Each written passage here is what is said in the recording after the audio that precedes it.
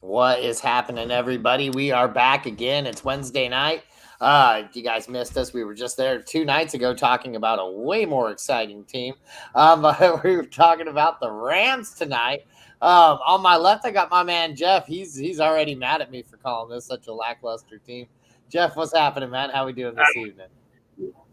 Mike, it was set in stone when you were texting Joe and I, and this is the other day, and I referenced it in Monday's show, but you referred to the Rams with the puke emoji without actually naming the team. So it kind of sets the table. And as the theme starts with me, it's time to get out of that kitchen and rattle those pots and pans, my man, for those who know the Springfield Indians. Anyway, go ahead. That's awesome. Cooper Kupp is by far my favorite fantasy football player in the game, has been for quite some time. So I give him hate, but I love this team because they have Cooper Kupp, and Cooper Kupp always gets things done. Down below, we got my man Joe. Joe, how we doing this evening? How's it going, man? I'm enjoying this journey as we get closer. I was thinking about it.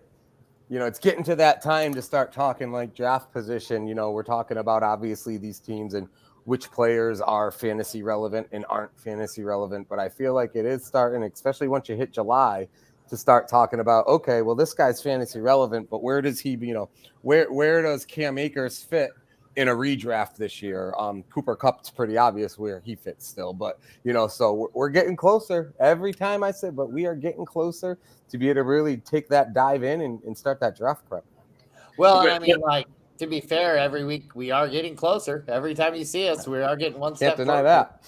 But Joe says it's obvious. Is it obvious? I don't know, dude. Cooper Kupp coming off injury. He's 30 years old. We'll get into it, but I mean, it's not as obvious as Joe. I'm not saying he's a number one pick, but it's obvious he's a top 5 wide receiver fantasy wise still, especially in a PPR. Would you disagree with that? I may dispute that. I'll be honest with you. So, but we'll get into that. So. I think he can still do it. That guy's a crisp route runner. I think he's the guy that can still get things done. But we will get into that. First, we'll start off with all the moves these guys made to make themselves better in the draft this year. They got Puka Nacua out of BYU, wide receiver. He's going to add a little bit of depth behind Van Jefferson, I guess. Other than that, offensively, they really didn't draft anybody. I guess I take that back. Stetson Bennett. They did get a quarterback out of the draft this year. Stetson Bennett is pretty decent. I mean, he's not going to be grabbing any starting job for Matt Stafford anytime soon. But, man, getting to go sit behind a guy like Matt Stafford for a year or two, learning the game. Coming out of Georgia, the guy is – he is a winner. He's a solid champion. He's good at football, so we'll see how he does and see how he'll translate to the NFL. But we won't be seeing any of that this year. Joe, what did these guys do in free agency besides lose? They lost, Mike. They lost. I'll tell you what. This is going to be really interesting because this is a front runner type team personality wise, in my opinion, from McVay to the fact that you got Aaron Donald on defense. I'm looking at their starting defense right now, and I'll out myself right now. And it's June, so I think we're all a little rusty. But short of Aaron Donald and Jordan Fuller, I'm not even sure I've heard of anybody else who is actually slated to start on their defense. Leonard Floyd is gone. Bobby Wagner is gone. Jalen Ramsey is gone. So they really, even McVay, it's really interesting to me. Like, he doesn't seem like the type of guy, the type of coach with the personality to sit here and rebuild with 4-13 teams for the next 3 years. I feel like he's one more tough season before he's out of Dodge and he's looking for something else. He just doesn't, you see him on Instagram with his 25-year-old girlfriend, and he just doesn't look like the guy with the ego that's going to sit through 3 years in a row of not being good. So it's going to be interesting to see even from that perspective. But I mean, when you really get down to it, free agency wise, Sony Michel came back. It's funny. Sony Michel actually led their he ended up being their most effective rusher in their Super Bowl season. Then he was gone last year. He's come back. Sounds like he'll have some sort of role under Cam Akers. I will say I am somewhat excited about a healthy Cam Akers. It feels like when he does get his health under him, he started to really produce. But then he gets hurt again. So, I'm hoping he can start the season healthy and really be a top 10 fantasy running back. But I question whether or not that's even possible. I mean, Stafford is still Stafford and Cooper Kupp is still Cooper Kupp. But you're talking Van Jefferson and to your point earlier, Mikey, they got the rookie Puka that they signed. Demarcus Robinson, I believe, is a new signing. But I mean, when Ben Skarnick is depth charting as your number 3, that's not a great sign in 23, where you got teams like Seattle who have Lockett and Metcalf, 2 top 25 wideouts, and then draft one of the best rookies. So, the Rams are really, really starting behind the 8 ball. They even lost their freaking kicker to free agency. Matt Gay, I believe, signed with another team. So, they were ravaged, and they're clearly in a rebuild phase. In the NFL, sometimes that can be a 1 or 2 year thing, and other times that can be a really, really long process. Ask Cleveland, ask Detroit. So it will be really, I'll be curious to see how the Rams handle this season and where they go from here, because when you look straight at their depth chart, they've got to play it in as one of the worst 5 to 10 teams talent-wise to start the season. I guess the fact that, here's my question to you, Mike. Matt Stafford is your quarterback. He won his Super Bowl. He got out of Detroit. Clearly, he's a very good quarterback. Does Matt Stafford alone make them a 7 or 8 win team, or could this really be as bad as 3 or 4 or 5 wins? I think Matt Stafford brings a lot to the table, but I just don't think he has enough of a supporting cast to get the job done. I mean, Cooper Kupp will get his 10 receptions a game for 80 yards and a touchdown on occasion. He'll get games. He'll win you fantasy games. Cam Akers, I think, will be along the same lines. I think he's going to be a guy that can get you some decent volume. He'll be able to get things done on the field, but I don't know if he's going to be on the field very long. So I try to look a little bit deeper in the depth chart there as far as that guy goes. And I like Kyren Williams a little bit coming out of the backup. Kyren Williams looked okay last year. He didn't look great, with the first eye test, but nothing on that offense looked good that year, like last year. They just didn't seem to be able to put it together. Matt Stafford was lagging. He was injured. And so I really think that this team could take a little bit of a step forward as far as it goes. But I know Jeff. Jeff seems like he kind of likes the Rams this year. I'll tell you, and Joe brought up, Sean McVay, a little kind of lackluster. Sean McVay took over for a 7-9 perpetually Jeff Fisher team, and he had Jared Goff, who he did not draft, by the way, who he took to the Super Bowl. So I'm higher on Sean McVay with him ringing up with the team than probably most. But I think McVay's great. I just don't think he's going to want to stick around for this, to be honest.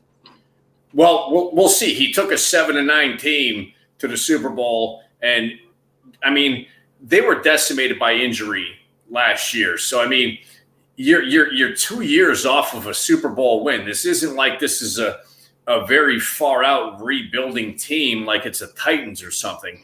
So Matt Stafford is still relevant. He was injured. Cooper Kupp is still beyond relevant. He was injured. Cam Akers, I think, to me, at least from fantasy wise, I guarantee. I can't say guarantee, but I will say that Cam Akers. Don't use the G word around here, buddy. I'm going to put Cam Akers as a top 5, at least. Maybe not necessarily like an Austin Eckler receiving running back, but he's up there as far as like a Nick Chubb type running back, where he'll get the touches in the red zone, he'll get the touchdowns. Yeah. And Kyren Williams, I'm forgetting the guy's last name, but in any case, they get a couple guys there. I think the Rams are a little bit more relevant than what Joe is making them out to be, more so than, like, let's just say an Arizona Cardinals for sure, or some of the other, like the other position players that are in this particular division, but the Rams have more to offer maybe than they're getting credit for, I guess, because of injury, I guess. So let's talk about Cam Akers' draft real quick. Sure. And because I do like Cam Akers, and I think the way he came on last year when healthy is encouraging. It's funny, like I'm looking real quick on ESPN, and in a PPR format, they have Akers ranked 25th at running back. And it's just really interesting to me. I feel like Akers probably goes into the season a little higher than that, in my opinion, for the type of running back that I like fantasy-wise, but that's fine. But it's like Rashad White is ahead of him. Miles Sanders is ahead of him. Damon Pierce, Jahmyr Gibbs, Mattinson. So, I mean, there's some questionable guys ahead of him. Which is why we do what we do, because we call these guys before they show up, before these idiots. Cam Akers will show up before whoever the hell you just mentioned. Go ahead. Well, I'll tell you what. If Akers, I'd be okay with Akers. And Mikey, what do you think of this? I'd be okay with Akers as my number 2 fantasy running back going into week 1. I think I'd be comfortable with that. Yes. I do think I agree. Man, but a very solid flex. I'm very happy with him at my flex. Yeah. I'm moderately happy with him as my running back 2.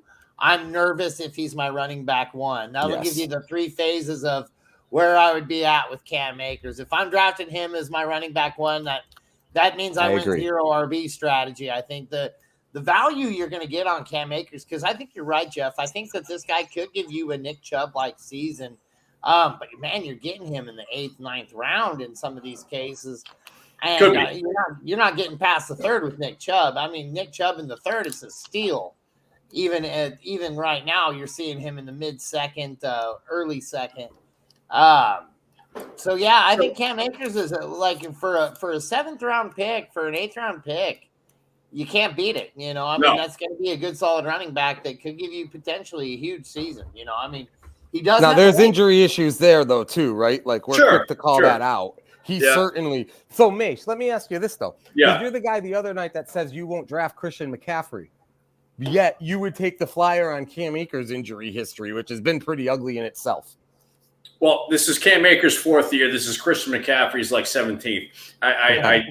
Obviously that's sarcastic, but Cam Akers is a younger guy. He seems a little bit healthier. He's behind Darrell Henderson. We'll see what he can do. I just have more faith in Cam Akers staying healthy than I do some other position players. Not that I don't have faith, but with McCaffrey, but he gets so many touches. Cam Akers is a different type of player than Christian McCaffrey. Oh, for sure. McCaffrey gets so many touches that risk is higher up there, especially when he's a few years older than Cam Akers is. So that's why I don't mind him being that higher up kind of draft pick, more so than maybe some other. Obviously, not necessarily like a first, 2nd, 3rd round kind of pick, but I mean like a guy who's a solid number 2, or like Mike said, a flex kind of player. Yeah, no, absolutely. I hope that Michelle doesn't get in the way. I just want Akers to really be the true, because you said Darrell Henderson, which made me think, and that's a good point, but I feel like the Rams have always had multiple guys in the backfield doing their thing. They've had their goal line back. They've had their 3rd down back. They've had their 1st and 2nd down back. And I think Akers has lost a lot of touchdown opportunity because of that. Probably. Whether it's been Henderson or Michelle. I'm hoping, it'll be curious to see what they give Michelle, if he has that red zone role, or if they let Akers kind of handle that right off the bat. I hope. And that is interesting too, because he was on the same team as Nick Chubb as far as Sony Michel, and he's coming into that same type of year, which is weird actually when you think about it, because Michel has Patriots records for playoff touchdowns, and probably Rams records for playoff touchdowns, but it's weird. He's really good. Mr. Irrelevant. It's weird. Anyways. He's had a very bizarro career. You're absolutely right. Anyhow, so it was kind of like how you used to just the only thing you needed to do to win a Super Bowl was draft or obtain LeGarrette Blount in free agency. Yeah, I was just gonna guess. That was all you needed done. And I mean that guy wouldn't make a peep all season long, and then all of a sudden he's like David Ortiz in the final in the playoffs. That guy would kick it into high gear. So one more fantasy question. Go ahead. Sorry.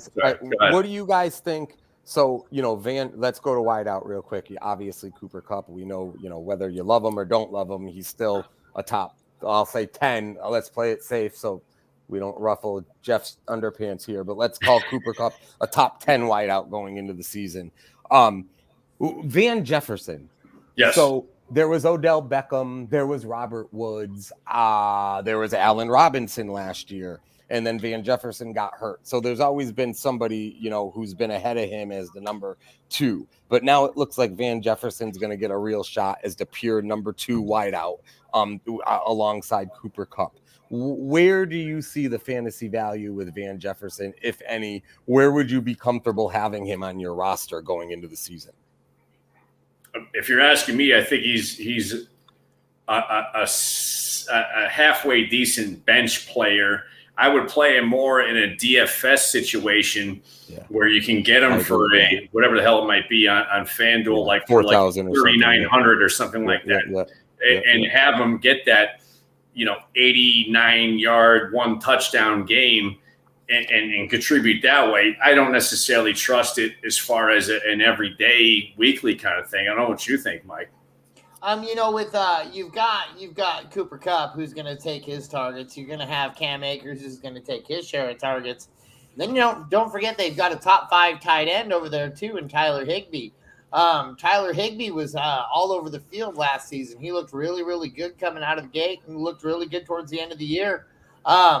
So I don't think that we see a whole lot of volume go towards Van Jefferson. I think you're right, Jeff. I think in a DFS, if you can catch him on that one game where he busts that huge touchdown and whatnot. Sure. But having a wide receiver too with a Matt Stafford offense probably isn't a bad idea, especially for the draft capital you're going to be picking him at.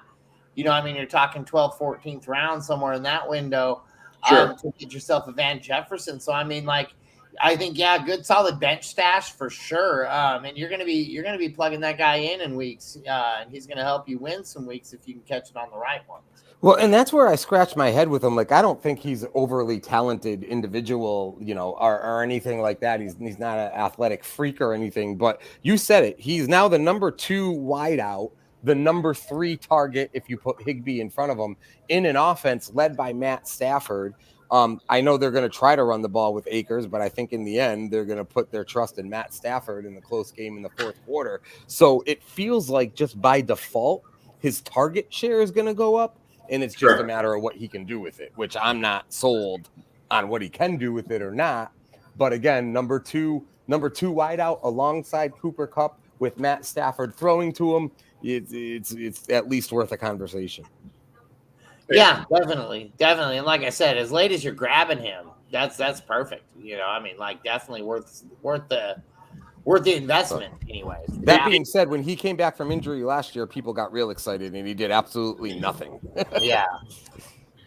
Yeah, it is a creative McVay offense, and you brought up the Cam Akers being drafted, and which led me to look at the draft class he was in, and I don't mean to stray off topic, but I thought this was an unbelievable draft class when I really looked at it. I don't know if you guys really looked at the 2020 draft class. Well, real quick, quarterback-wise, you had Joe Burrow at number 1, Tua Tagovailoa at number 5, Justin Herbert at 6, Jordan Love at 26, whatever, Jalen Hurts at 53. Running backs, Clyde Edwards-Helaire, 32. DeAndre Swift, 35. Jonathan Taylor at 41. Cam Akers at 52. J.K. Dobbins, 55. A.J. Dillon at 62. Antonio Gibson at 66. Wide receivers, you had Jerry Jeudy at 15. CeeDee Lamb at 17. Justin Jefferson at 22. Brandon Ayuk at 25. T. Higgins at 33. Michael Pittman Jr. at 34. And Chase Claypool at 49. Hold on, I'm going to stop you there real quick for 1 second because this is riveting to hear. But Justin Jefferson at what, number 22, the third wide receiver pick. That's almost like that's almost that's kind of like the 4 teams or whoever. That's robbery by the Vikings. That's passing on Michael Jordan. For Billy Joe Carroll or whoever the hell it was. I saw that when I looked up Cam Akers in the draft class and I saw what was going on in the 2020 draft, I'm thinking to myself, this is comparable. Maybe, of course, we all know the 30 for 30, the Elway to Moreno draft in '83, but I don't think it has this type of other star power as far as running back and wide receiver are concerned in the same draft. I just thought it was unbelievable. I had to share that one in any case. If Denver takes Jefferson at 15 instead of Jerry Jeudy, I mean, Jefferson's good enough where that could change the trajectory of that team over the last few years for sure. Yeah, you don't need to have that good of a quarterback if you have Justin Jefferson. Exactly. Or even CeeDee Lamb. I mean, which picks later. I just found that, such talent in one particular draft within the first. I mean, if we're not counting like A.J. Dillon or Antonio Gibson, or I can't even believe Jalen Hurts now dropped to 53. But you want to look 1 through 34. That's a phenomenal draft in any case. Heck yeah, no, 2020 was a great year. I'd say this year could rival it. There's going to be some names that come out of this draft, I think, that we're going to be talking about for a long time, but only time will tell. And we already know with the short stories of those guys right there that there's definitely some champions in that mix right there. There's been two of those guys have seen multiple Super Bowls. So well, and I didn't mean to take us off track there, Mike. I happened to see that because I was researching Cam Akers, and I thought it was very interesting. Dude, so I didn't mean to throw you off of the Rams trajectory here. So off track is fine, man. We don't. There's no tracks here. We go everywhere. It's June still, for Christ's sake, and we're still. You're right. So you're right. We're good. We got to hop. We should be knighted for doing this. Especially when you're talking Rams, man, you gotta hop off the tracks a little bit to stretch out that 20 minutes on a Rams show for sure. Puke emoji. There you go. Unless any of you guys have anything you want to add about Ben Skowronek. No. so much. Well, guys, on that note, we're gonna go ahead and close out. Thank you so much again for joining us.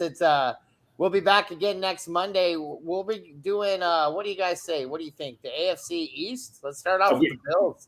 I say we do it. Allen, baby. Yes. I say we do it. The best division in maybe a long time. Next Monday, and we'll talk about the Patriots next Wednesday. We'll go to this guy's team down here, and East Coast. There you go. Some East Coast football action. So make sure you guys are liking, subscribing, following, doing all the right things. Give us a 5-star review on Apple. Give us a 5-star review everywhere. You can give us a 5-star review, even if it's mean. Say something mean on there. We'll address it. We'll talk it. We'll bring it up. We love bringing those things up. We'll get it done. Thank you guys so much, and we will see you again